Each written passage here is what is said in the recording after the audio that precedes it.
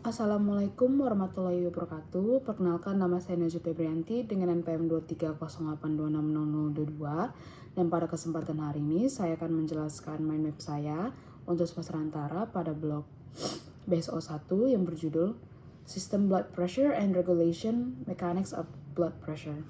Baik, pertama-tama itu saya akan menjelaskan di bagian tekanan darah terlebih dahulu, di mana itu definisi itu sendiri itu adalah gaya yang diberikan darah terhadap dinding pembuluh darah selama darahnya itu dipompa oleh jantung. Tekanan darahnya ini dia terdiri dari tekanan sistolik sama diastolik. Kalau untuk systolic blood pressure-nya itu atau SBP, di mana itu dia itu adalah tekanan tertinggi ketika ventrikel berkontraksi dan memompa darah ke arteri. Sedangkan kalau untuk diastolik, lawan arahnya, di mana itu tekanan terendah ketika ventrikelnya mengalami relaksasi. Tapi ada juga namanya PP atau pulse pressure, di mana itu dia ada selisih antara tekanan sistolik dan diastolik. Jadi kayak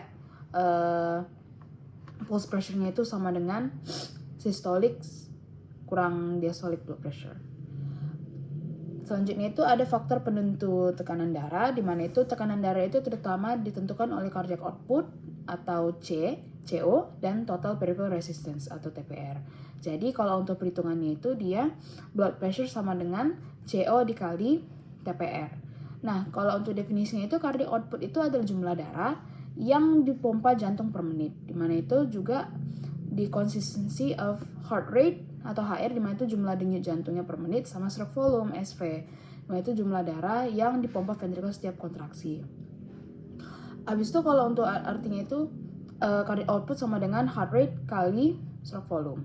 Nah, ada juga tadi total peripheral resistance-nya itu dia hambatan aliran darah terutama pada arterial, sama juga vasokonstriksinya itu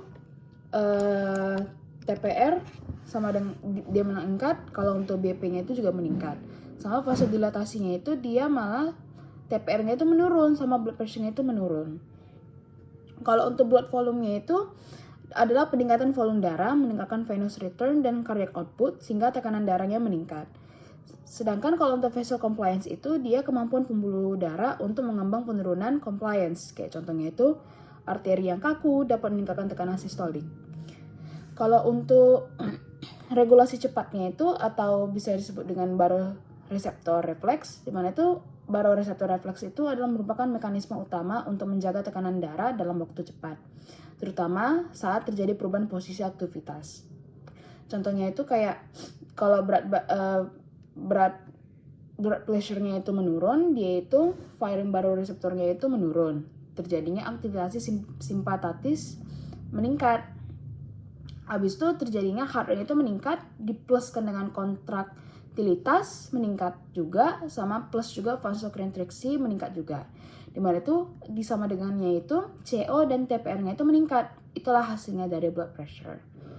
Tapi kalau misalnya jika blood pressure-nya itu meningkat, terjadinya firing baroreseptornya itu meningkat, dimana itu terjadinya aktivitas parasimpatis dan simpatisnya malah menurun. Jadi heart rate-nya menurun dan terjadinya vasodilatasi dan terjadilah blood pressure-nya menurun.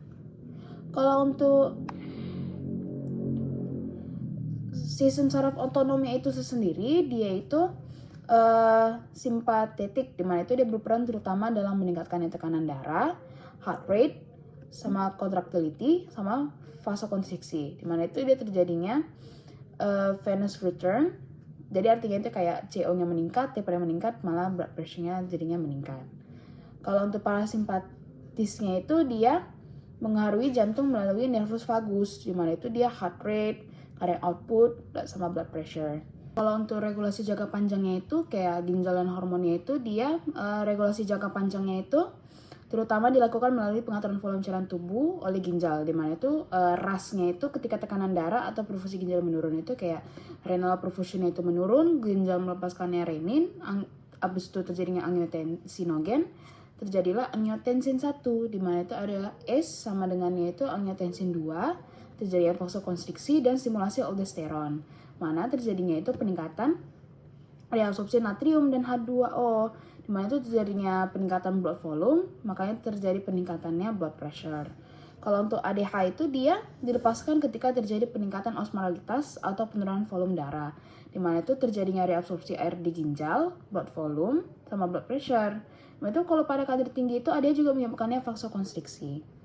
Kalau untuk ANP BNP dia itu dilepaskan ketika jantung mengalami peregangan, di mana itu terjadinya natriuresis, diuresis, sama vasodilatasi, dan pun hasilnya itu terjadinya penurunan blood volume sama penurunan blood pressure.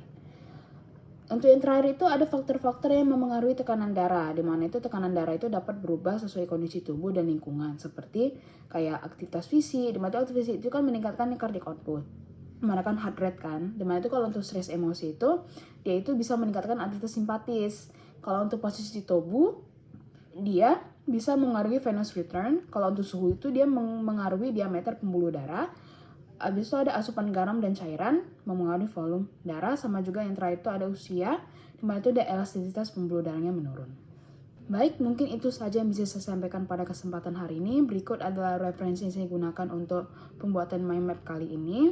Apabila ada perkataan kurang atau perkataan salah, saya mohon maaf. Wassalamualaikum warahmatullahi wabarakatuh.